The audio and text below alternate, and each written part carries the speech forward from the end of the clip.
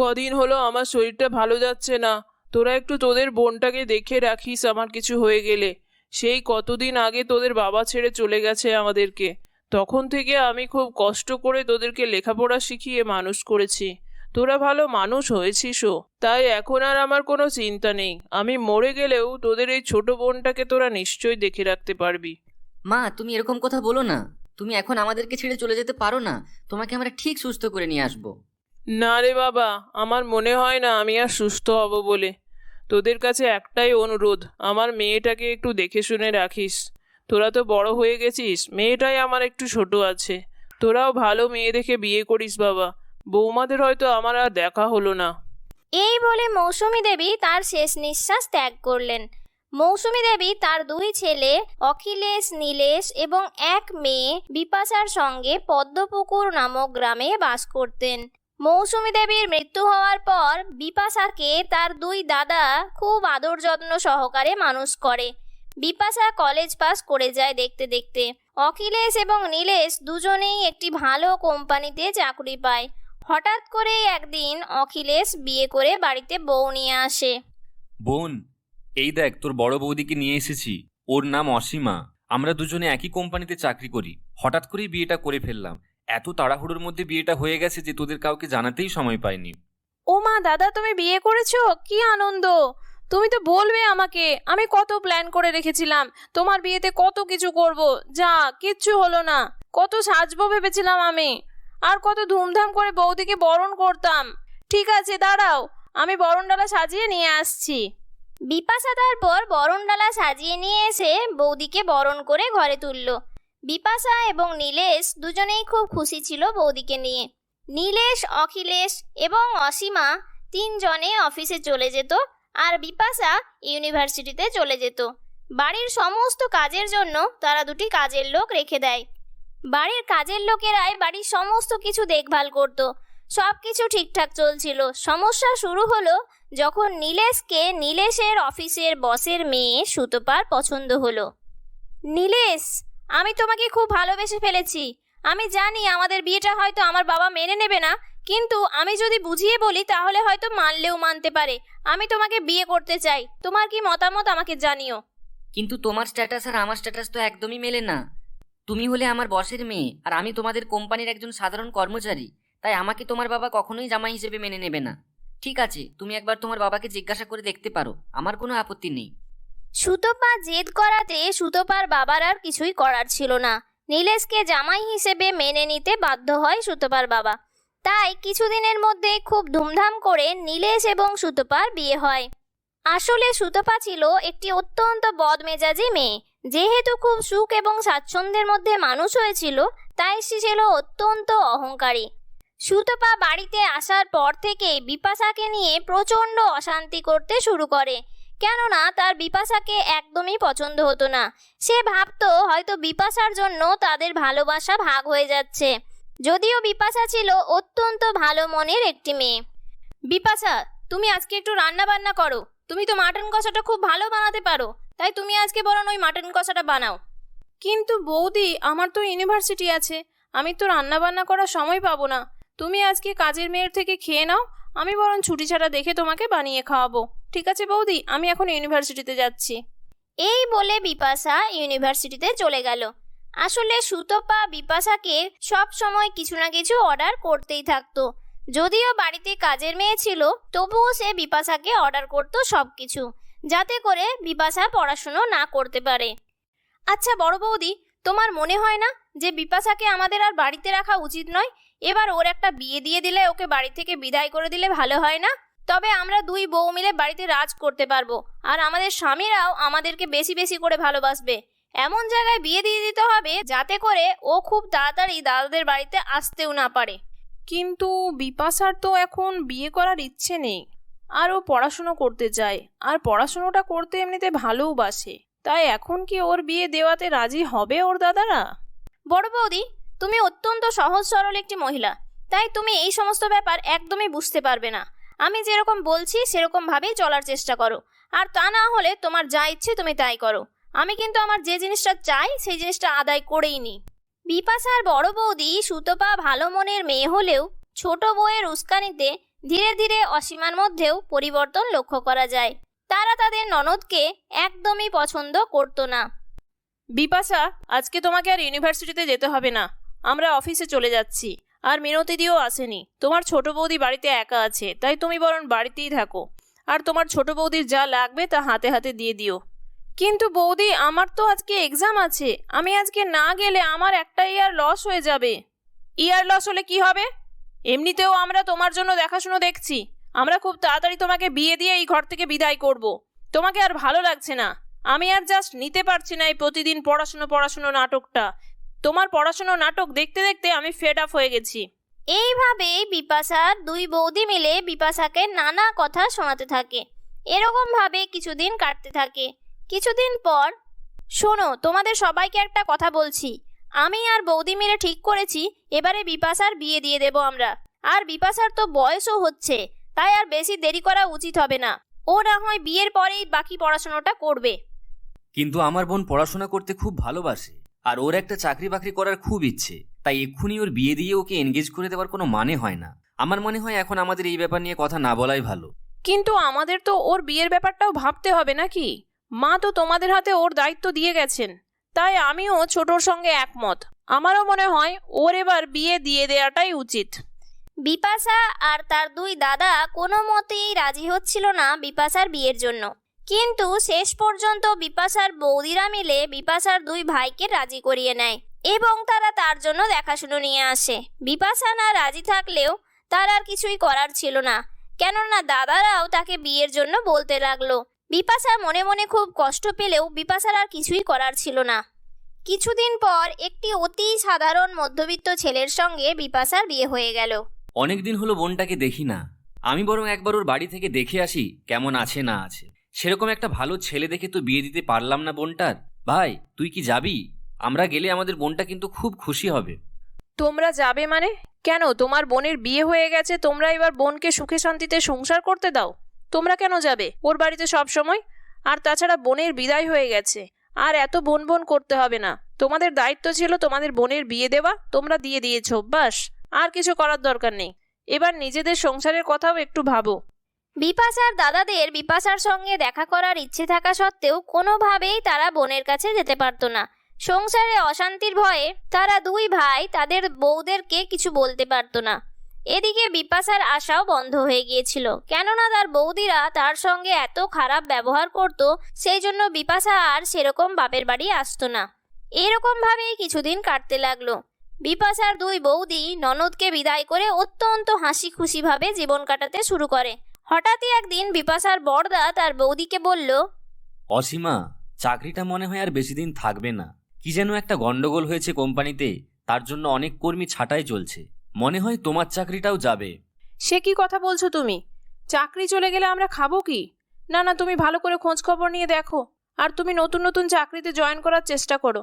আমি ভাবছিলাম আর চাকরি করব না, কেননা আমাদের তো এবার ফ্যামিলি প্ল্যানিংও করতে হবে।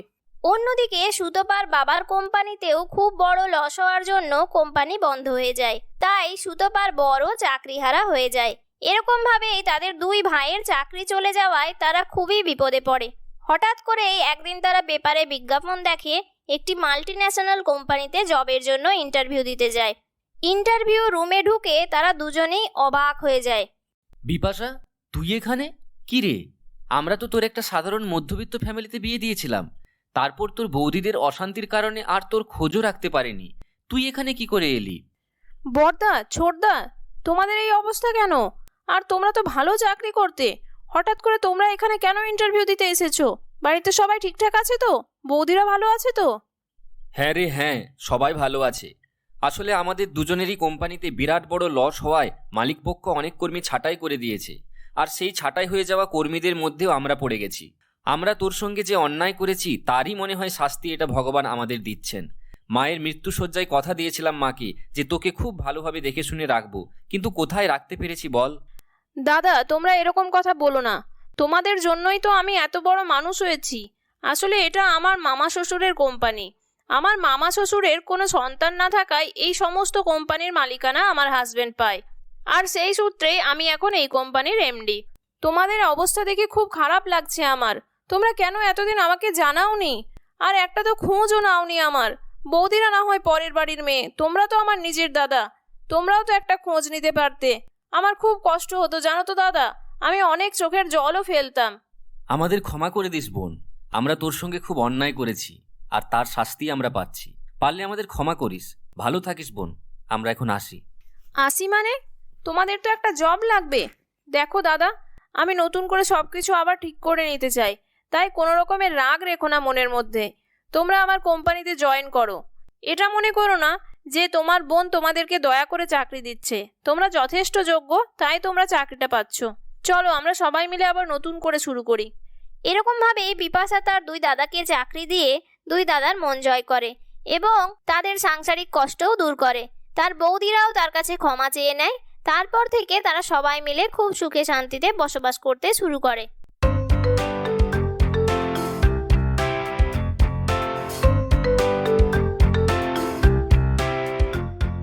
মিতালি দেবী তার দুই মেয়ে এবং এক ছেলেকে নিয়ে বিষ্ণুপুর নামক গ্রামে বাস করতেন।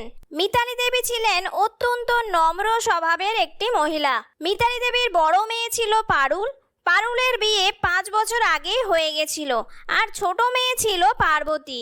পার্বতীর বিয়েও 2 বছর হলো হয়ে গেছিল। মিতালি দেবীর একমাত্র ছেলে বরুণের বিয়ের কথা বলার জন্যই পার্বতী এবং পারুলের ডাক পড়েছিল। আমি তোদের ভাইয়ের বিয়ের জন্য তোদেরকে ডেকেছি।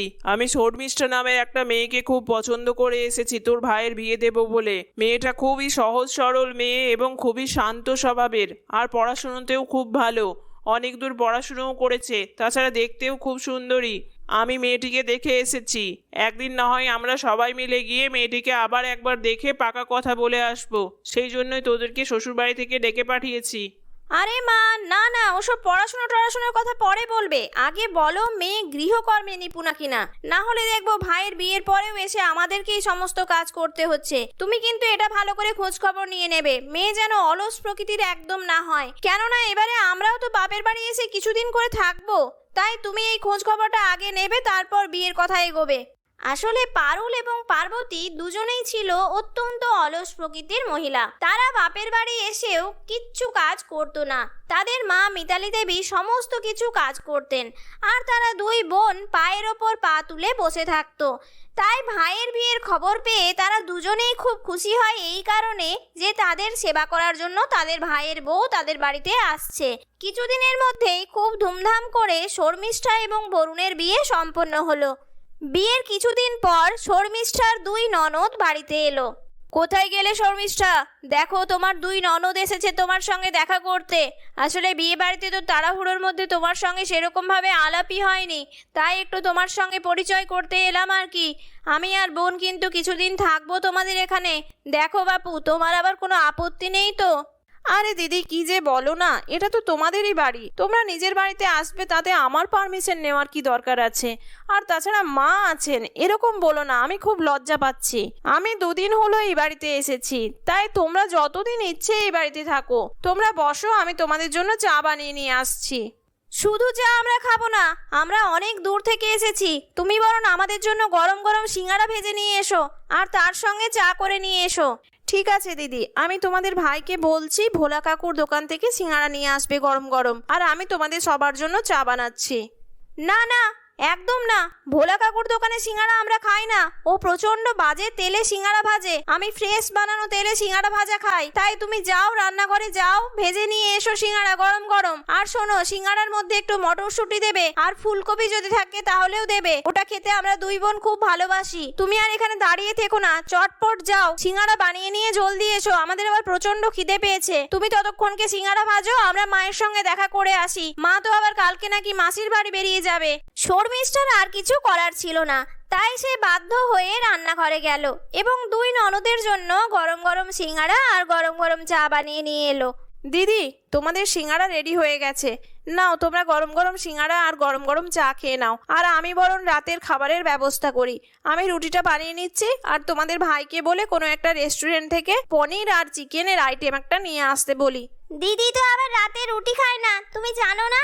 আমি রাতে রুটি খাই, আর আমি রাতে রুটির সঙ্গে পনির খাবো, কিন্তু সেটা দোকানের নয়, বাড়িতে বানানো। আসলে আমি বেশি তেল মশলাদার খাবার একদম খেতে পারি না, আর দোকানের পনিরের গ্রেভিটা একদম ভালো লাগে না। তুমি বরং একটু হোয়াইট গ্রেভি পনির বানাও আমার জন্য। আর শোনো, দিদির জন্য কিন্তু ভাত করো, ভাতের সঙ্গে ডাল করবে, বেগুন ভাজবে, আর চিকেনের একদম পাতলা করে ঝোল করবে, কেননা দিদি আজকে অনেক দূর থেকে জার্নি করে এসেছে, দিদির শরীরটা এমনিতেই ভালো নেই। এই বলে শর্মিষ্ঠা রান্নাঘরে চলে গেল, এবং রান্নাঘরে গিয়ে শর্মিষ্ঠা ভাবতে লাগলো, বাবারে বাবা, এরা তো দুই বোন মিলে এক বেলাতেই আমার যে অবস্থা করে দিয়েছে, না জানি 5-10 দিন থেকে গেলে আমার কি অবস্থা হবে। এরা তো দোকানের কোনো খাবারই খেতে চাইছে না, তাহলে আমার একটু সুবিধে হতো। কোথায় এখন নতুন বিয়ে হয়েছে, বরের সঙ্গে একটু টাইম স্পেন্ড করব, তা না, এই ননদিনীদেরকে নিয়ে পড়ে থাকতে হবে। এখন যাই খাবার বানিয়ে ফেলি, নইলে তো আবার 9টা বাজতে দেবে না, খাবারের জন্য চিৎকার করতে থাকবে। আমার হয়েছে যত জ্বালা। শর্মিষ্ঠা তারপর একা হাতে সবার জন্য রাতের খাবার বানালো, এবং সবাই মন ভরে খাবার খেলো। সকলকে খাইয়ে সে যখন নিজের রুমে একটু রেস্ট করতে যাবে, তখন তার বড় ননদ বলল, শর্মিষ্ঠা, আমাদের রুমে জল আর গরম দুধ দিয়ে দিও, আমরা আবার দুই বোন রাতে গরম দুধ না খেলে ঘুমোতে পারি না। আর শোনো, জলটা রাখবে মাথার কাছে। এরকম ভাবে পারুল এবং পার্বতী দুজনে মিলে শর্মিষ্ঠাকে দিয়ে সমস্ত কাজ করিয়ে নিত, আর নিজেরা পায়ের ওপরে পা তুলে বসে থাকতো। একদিন শর্মিষ্ঠা বরুণকে বলল, শোনো, তোমার দুই দিদি তো অনেক দিন হলো এসেছে, ওরা কি বাড়ি যাবে না? সারাদিন ধরে এত পরিশ্রম আমি আর করতে পারছি না। আর তাছাড়া মিনতিদি তো আমাকে শুধুমাত্র বাসন ধুয়ে আর ঘর পরিষ্কার করে দিয়ে হেল্প করে, রান্না বান্নার পুরো কাজটাই আমাকে করতে হয়। আমারও শরীরটা ভালো লাগে না এত কাজকর্ম করে, দিনের বেশিরভাগ সময়টাই আমি এখন রান্নাঘরেই কাটাই। আর তোমার দিদিরা আমাকে দিয়ে সমস্ত কাজ করিয়ে নেয়, নিজেরা কিচ্ছু করে না। তুমি যদি একটু দিদিদের সঙ্গে কথা বলতে। দেখো শর্মিষ্ঠা, দিদিরা তো আর সব সময় আসে না, আর এখন যদি আমি ওদেরকে কিছু কথা বলতে চাই তাহলে ব্যাপারটা খুবই বাজে দেখায়। তার থেকে বরং তুমি আর কিছুদিন না হয় কাজ করেই দাও, ঠিক আছে? আমি মিনতিদিকে বলে দেবো তোমার যেন একটু রান্নায় সাহায্য করে দেয়। আর তাছাড়া মা বাড়িতে নেই, দিদিরা আসার পরের দিনই মা চলে গেছে মাসির বাড়ি, তাই এখন আমি দিদিদের সঙ্গে কোনো কথা বলতে পারবো না। ব্যাপারটা খুবই খারাপ দেখাবে, তুমি একটু ম্যানেজ করে নাও প্লিজ। শর্মিষ্ঠা, আজ আমার ছোটবেলার দুই বান্ধবী আসবে লাঞ্চে, তাই ওদের জন্য একটু ভালো কিছু রান্না বান্না করো। আমি তোমাকে মেনুগুলো না হয় বলে দিচ্ছি, আর রান্নাটা তুমি এমনিতে খুব ভালো করো, তাই আমার আর কোনো চিন্তা নেই। না হলে আমি ভেবেছিলাম বাইরে থেকে খাবার আনিয়ে নেব, কিন্তু তুমি যখন এত ভালোই রান্না করো, তাহলে আবার বাইরে থেকে কেন খাবার আনাতে যাব? তুমি দুপুরবেলায় মাটন কষা, চিকেন রেজালা, জিরা রাইস, পনির পাসিন্দা, আমের চাটনি, আর একটু রসমালাই বানিও, আর একটু পোলাও বানিয়ে দিও, কেননা মাটন কষার সঙ্গে বাসন্তী পোলাওটা আবার খুব ভালো লাগে। আমার বন্ধুরা খেতেও খুব ভালোবাসে। আমি তো এদিকে ব্যস্ত থাকবো, তাই তোমাকে আর হেল্প করতে পারবো না। আর তাছাড়া এইটুকু তো রান্না এক্ষুনি হয়ে যাবে।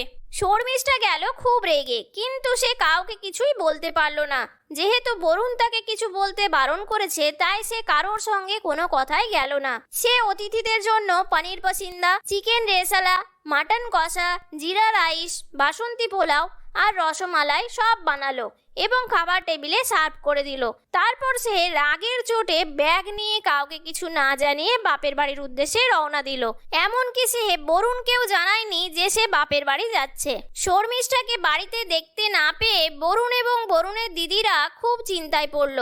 তারপর শর্মিষ্ঠার মাকে ফোন করে বরুণ সমস্ত ব্যাপারটা জানতে পারলো, যে শর্মিষ্ঠা এক প্রকারের রাগ করেই বাড়ি থেকে চলে এসেছে কাউকে কিছু না বলে, কেননা তার শরীর কদিন ধরেই খুবই খারাপ হয়ে গিয়েছিল।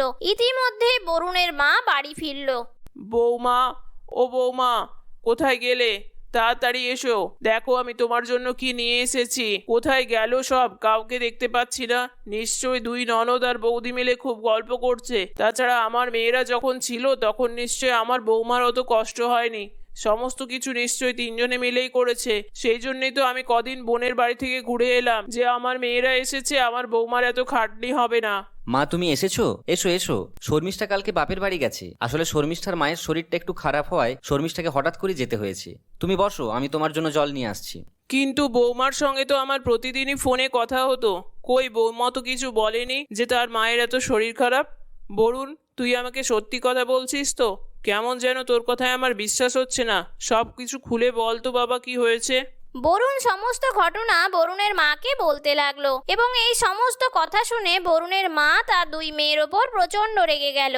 পার্বতী, পারুল, এদিকে আয়। তোরা কি ধরনের আচরণ করেছিস মেয়েটার সঙ্গে? মেয়েটা তো বয়সে তোদের থেকে অনেক ছোট। তাছাড়া কদিন হলো মেয়েটা এসেছে এই বাড়িতে, এর মধ্যে তোরা ওকে দিয়ে এত গাধার খাটুনি খাটিয়েছিস যে বাধ্য হয়ে মেয়েটাকে বাপের বাড়ি চলে যেতে হয়েছে। আমি তো লজ্জায় মুখ দেখাতে পারবো না আর ওর বাপের বাড়ির কাছে। আমি ভাবলাম কোথায় আমার 2 মেয়ে আছে, আমি নিশ্চিন্ত মনে তোদের মাসির বাড়িতে গেলাম, কিন্তু তোরা ওকে দিয়ে এরকম গাধার খাটুনি খাটিয়েছিস যে মেয়েটা আর সহ্য করতে না পেরে বাপের বাড়ি চলে গেছে। তোরা তো তোদের ননদদেরকে একবেলাও সহ্য করতে পারিস না। সমস্ত কথাই আমার কানে আসে, কিন্তু আমি কিছু বলি না। তোরা 2 দিনের জন্য বাপের বাড়ি আসিস বলে আমি আর তোদেরকে কিছু বলি না। তোরা শ্বশুর বাড়ি ফিরে যা এবার, আর আমার বৌমাকে ফিরিয়ে নিয়ে আসবো আমি।